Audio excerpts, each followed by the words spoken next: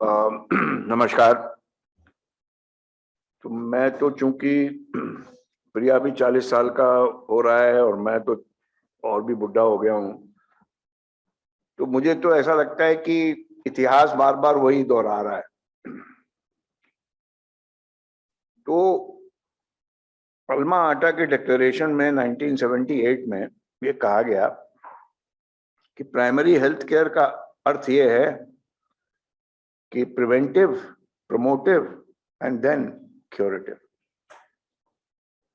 और ये भी कहा गया, 78 में कह दिया गया, हम उसके सिग्नेटरी भी हैं, इंडियन गवर्नमेंट, और उसमें केस स्टडीज थी इंडियन सिविल सोसाइटी की, अरोलेज की केस स्टडीज कोट हुई थी WHA के कॉन्फ्रेंस में। अरोले सिविल सोसाइटी के हेल्थ के बहुत बड़े प्राइमरी हेल्थ केयर के महाराष्ट्र में। और ये प्रिवेंटिव और प्रमोटिव के लिए कहा गया था कि हेल्थ जो है वो एक सीखने की प्रक्रिया है, बचपन से सीखना चाहिए। उसमें अभी क्योंकि कोविड हो गया इसलिए लोगों ने हाथ धोना शुरू कर दिया है और वो सैनिटाइजर लगा रहे हैं, पर हाथ धोना तो एक अच्छे हेल्थ की प्रक्रिया है भाई। खाने के पहले, खाने के बाद, पकाने के पहले, पकाने के बाद, इसमें कौन बड़ी सी साइंस लगी हुई है। तो जिनको ये व्यवहार नहीं आता वो ये व्यवहार सीखें, और सीखने का काम घर से शुरू होता है, फिर स्कूल में होता है, मोहल्ले में होता है, वगैरह वगैरह। तो जब तक आप किशोर बनते हैं तब तक सीखने की प्रक्रिया तो और बहुत आगे बढ़ गई। दूसरी चीज जो बहुत जमाने से चलती आ रही है, आप लोगों को याद होगा कि हमारे यहाँ पंचवर्षीय योजनाएं बनती थी। अब आजकल पंच हफ्ता योजनाएं बन रही हैं। योजनाओं की स्पीड कुछ ज्यादा हो गई है और योजनाएं पता नहीं बनती हैं कि नहीं बनती, घोषणाएं बहुत बनती हैं और उसके साथ पोस्टर लगते हैं। Rigid design based in Delhi, lack of flexibility, पहला रिव्यू निकल के आता। दूसरा तो रिसोर्स इन्वेस्टमेंट कम होता था, ये भी proportionate to the goals of the programme. और तीसरा पॉइंट जो था कि जो फंक्शनरीज हैं जिन्हें ये इंप्लीमेंट करना है उनकी ट्रेनिंग इनएडिक्वेट होती थी। और आज मैं सुबह से जो सुन रहा हूं तो मुझे लग रहा है मैं प्लानिंग कमीशन की 1984 की रिपोर्ट पढ़ रहा हूं। 40 साल उसको भी होने आ गए। अब प्रॉब्लम यह है कि अगर कुछ बदला नहीं है तो फिर आगे कैसे बढ़ा जाए। बट बदला है, what has changed is very positive also. The vocabulary of our programs has changed. In 80s when we talked about participation, it was not in the design of any program, including IRDP or farmers functional literacy, etc. But now participation is very much in the vocabulary. 10 times in a page. 10 times in a page. ये लीजिए, ये पढ़ के आए. So very good. Not only participation is in a page, but even phraseology like people's movement, Jan Andolan. जन आंदोलन, जब जन आंदोलन छिड़ गया तो इमरजेंसी लग गई, अब और छिड़ गया तो पता नहीं क्या होगा। जन आंदोलन नहीं छिड़े तो अच्छा, बट लिखा जाता है पीपल्स पार्टिसिपेशन। 80s और 90s में लिखा कम जाता था, पर जो लोग पीपल्स पार्टिसिपेशन कर रहे थे उनसे साथ संवाद और सहयोग ज्यादा होता था। तो civil society was the site for experimenting with participatory methodologies, approaches, tools. भरा पड़ा है प्रिया की लाइब्रेरी में, आप जितना चाहिए ले लीजिए। Most of it is dated 80s and 90s। उसके बाद हमने नया कुछ नहीं बनाया, उसी पुराने फॉर्मूले को नए जामा पहनाते गए। बट चूंकि प्रोग्राम्स में अब लैंग्वेज पार्टिसिपेशन की भर गई है जो पहले नहीं थी, तो प्रोग्राम लिखने वाले और इंप्लीमेंट करने वालों को लगता है कि हमें तो पता है, तो हमारी भाषा है। So, as the language has become more participatory, collaboration with civil society has receded. This is what has changed. And program after program, we tend to assume that somehow government functionaries at the district level, block level, will catalyze people's participation. करोड़ों self help group बन गए इसी बहाने कि लोगों को group बनाने के ग्रुप, हमारे यहाँ ऐसे ऐसे ग्रुप्स बने हुए हैं, पंचायतों की ऐसी ऐसी सब कमिटीज बन गई, 5 साल का टर्म निकल गया, जो मेंबर था उसे पता ही नहीं हम कमेटी के मेंबर, क्यों कागज पे बन गए। तो ब्लॉक हेडक्वार्टर और डिस्ट्रिक्ट हेडक्वार्टर पे बैठ के पार्टिसिपेटरी ग्रुप्स बनाना बड़ा आसान है। ऑल्टरनेट व्यक्ति का नाम लिख दो, हो गया, काम खत्म। अब तो आधार कार्ड है, अब क्या है, पहले तो यही नहीं पता था रहता कौन है ब्लॉक में। सो we have to explicitly acknowledge and recognize that vertical ministries of the government, with the structure and capacity that they have historically, are not the best equipped to facilitate anybody's participation, let alone adolescents. And this is a task that has to be carried out not as outsourced task or contracted to, but in partnership with those other actors which are rooted in the ground. They can be women's groups, they can be youth groups, they can be civil society groups, they can be schools, they can be whoever is rooted on the ground, वही कर सकता है. Even khap panchayat can do participation if possible. अपने लिए तो करती हैं वो. So if this understanding is clear, then the relationship with civil society is not one of ठेकेदारी कि ये 6 ग्रुप बना देना और अपना पैसा ले जाना. फिर तो मैं भी सिविल सोसाइटी भी ब्लॉक हेडक्वार्टर में बैठ के ग्रुप बना देगी, उसमें क्या. और जैसे सड़क बनाने का पेमेंट होता है, 1 किलोमीटर बनाई, हमने नाप लिया और पे कर दिया. अगर ऐसे ही सड़क बनाने के तरीके से एडोलेसेंट के ग्रुप बन जाए तो बात ही क्या है, सारे बिल्डिंग कॉन्ट्रैक्टर पार्टिसिपेटरी एक्सपर्ट हो जाए. और देश में तो कमी नहीं है. Every councillor, every MLA, every MP has been a building contractor in this country. नहीं, अब तो सरपंच भी हो गए building contractor. So this is a fundamental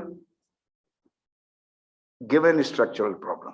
मैं शहरी युवक युवतियों की जो यहाँ बैठे भी हुए हैं, जिनके बीच में गुड़गांव में काम हुआ यूनिवर्सिटी के साथ मिलके, मैडम भी यहाँ बैठी हुई हैं, सरकारी आंकड़े भले ये कहते हो कि 30% एडोलेसेंट जो है वो शहर में है, पर वास्तविकता के आंकड़े ये बताते हैं, हमारे यहाँ तो सेंसस हो ही नहीं पा रहा है, वास्तविकता के आंकड़े ये बताएंगे आपको कि 70 से ज्यादा % एडोलेसेंट शहरों में रह रहे हैं.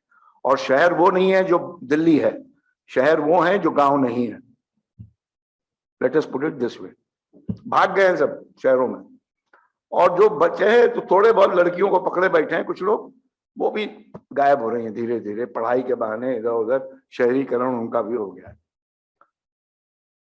अब there are 2 particular trends in this country in policy making for any program, and particularly in health. Increasingly the policy perspective on health is कि लोग खुद कर लें तो प्राइवेट अच्छा है, and mostly for urban.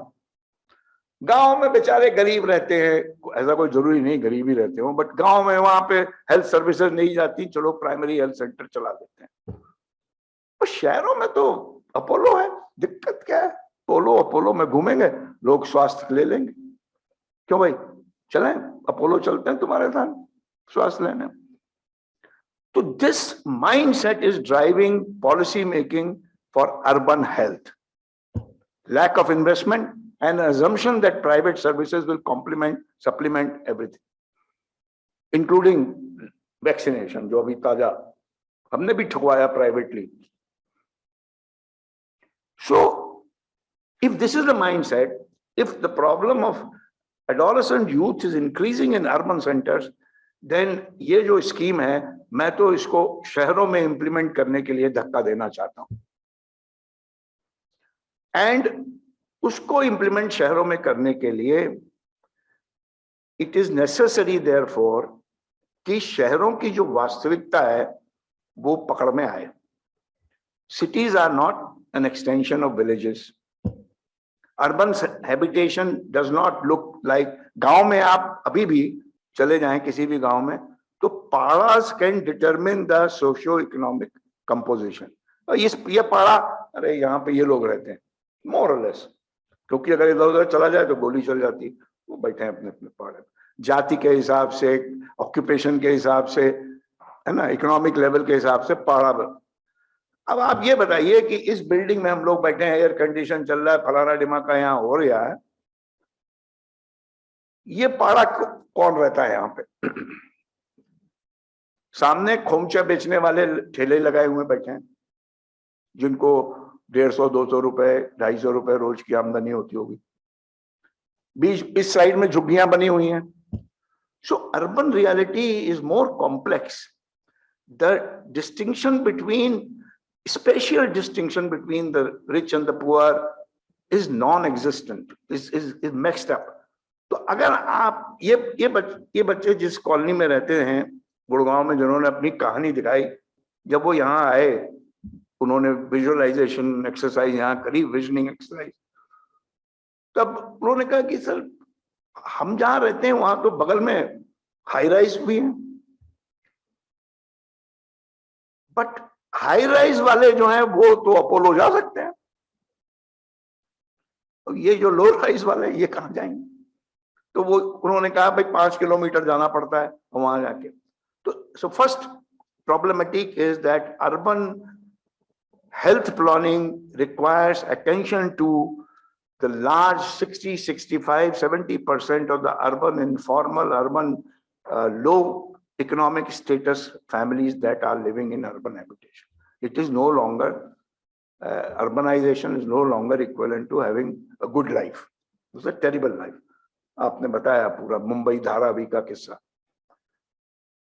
तो एक तो जो पॉलिसी माइंडसेट है वो ये है, अर्बन हेल्थ प्राइवेटाइज हो जाए, काम खत्म, रूरल में देख लेते हैं, इसीलिए अर्बन सेंटर नहीं बन रहे इस स्कीम में. So we need to worry about it because The second is, ये तो किशोरियां यार, इनको क्या पता, बच्चे हैं अभी, इनको क्या पता. तो उन्होंने बताया अपनी कहानी में कि ठीक से बात नहीं करते वो. कुछ जब आप उन केंद्रों में जाते हो ऐसा लगता है आपके दादाजी बोल रहे हैं, यहां मत खड़े हो, उधर बैठो, बैठ क्यों गए, पूछा किससे, वगैरह वगैरह. क्योंकि मानसिकता ये है कि अभी शिशु हैं, शिशु मुंह में चुसनी लगाओ इनके. पर इन शिशुओं को पता है, सही गलत मैं नहीं कह रहा, कि सेक्सुअलिटी की सारी जानकारी इनको पता है. इनके माँ बाप से ज्यादा पता है इन्हें. इनके पास मोबाइल है, इंफॉर्मेशन फ्लोज लाइक वाटर. या तो आप सही इंफॉर्मेशन दे दें और नहीं तो बंदे बंदियां टेढ़ी मेढ़ी इंफॉर्मेशन ले ही लेंगे. Information vacuum never exist. इसमें बड़ी थ्योरी की जरूरत थोड़ी है, तो पुरानी बात है भाई. तो पहले तो इनको कैचमेंट एरिया में जहां भी ये मिले, इनको पहले तो ऑथेंटिक इंफॉर्मेशन दी जाए, और दूसरे इनसे जब बात करी जाए तो ये ना किया जाए कि तुम अभी शिशु हो, क्योंकि पलट के अगर इन्होंने मोबाइल खोल के दिखा दिया तो आप देख नहीं पाओगे कि इन्होंने क्या इकट्ठा कर रखा है. So the implementing मानसिकता is that ये इनको कुछ नहीं आता है, इनकी एजेंसी वगैरह कुछ नहीं हो सकती, ये पार्टिसिपेशन कुछ नहीं हो सकता, इनको थोड़ा सा हम बता देंगे ऐसा करना, रोज मंजन कर लिया करो, बस स्वस्थ हो गए. तो वो दिन गए. Their population is larger than my population. वो वैसे भी, हम अपने बच्चों को तो कुछ कर नहीं पा रहे हैं, दूसरों के बच्चों को आप ट्रीट करते हैं कि इनको कुछ नहीं आता है. अपने बच्चों को बोल के देखो कि मैं कुछ नहीं आता, पलट के लगा दें. And the last point I want to make has to do with the profession of health. I have a point about all professions. Madam बैठी हैं, मैंने भी पढ़ाया है किसी जमाने में. मेरे in my view teachers can be injurious to learning. They do very good teaching, but they could be injurious to learning. And let me extend it therefore to doctors. Doctors could be injurious to primary health care. Privatized urban health services are leading people not to take responsibility for their health, run around and behave like children, small children, as if they don't know anything about their body, and they become dependent and helpless in front of a fellow who wears a white coat. In fact, I am thinking I should buy a set of white coats and go around. Meri value बढ़ जाएगी. So, adolescent health issue is more than medical issue. We all talked about it. How can therefore, other than the health department at the district level, how can other departments be part of this process of supporting adolescents? And in urban, it is possible. It's not difficult. Urban is not. The departmental collaboration in urban does not require POL. The jeep ka petrol usme zyada nahi chahiye hota, because you're more or less around. Nowadays you have technology also. So it is not, but scheme bhale kahin bhi implement ho, पर implementer district and below level pe have to be people more than health. And frankly, जब सिर्फ health में रहेगा तो वही होगा जो family planning की बात मैडम ने बताई, वो SRH वगैरह तक बात होकर रह जाएगी, बाकी इश्यूज नहीं एड्रेस होंगे. And therefore my sort of recommendation is that we find a way, those who are working on this, is to not hesitate about, trying to innovate and demonstrate new ways of doing, but also simultaneously, हम लोग बीच बीच में कहते हैं ना कि ये युवा हमारा भविष्य है, वो भविष्य तो बाद में आएगा, वर्तमान में क्या हो रहा है भाई? तो युवा हमारे वर्तमान है, युवा को भी कुछ थोड़ा सा आगे बढ़े, और ये एक कुछ शहरों में इसको स्केल किया जाए, जहां पे जैसे आप मुंबई में कर रही हैं, कोई कलकत्ता में कर रहा है, कोई और शहरों में. Let's really demonstrate how a sort of a adolescent sort of movement can take responsibility for and collaborate with government agencies to secure their own health. They're not implementing any scheme. They are only securing their own health. And the health is more than the distorted information available about sexuality in various public platforms. So this is a critical issue, because these distortions will affect them. वो doctor Deshpande ने बोला ना, SDG 2030 यही है, यही पूरा करेंगे 2030. हम तो बुढ़े हो गए, सटक जाएंगे तब तक. तो ये हैं 10 साल बाद ये जो बिहेवियर करेंगे वही दिखाएगा 2030 achievement. And therefore we have to trust them to take that flag and run with it.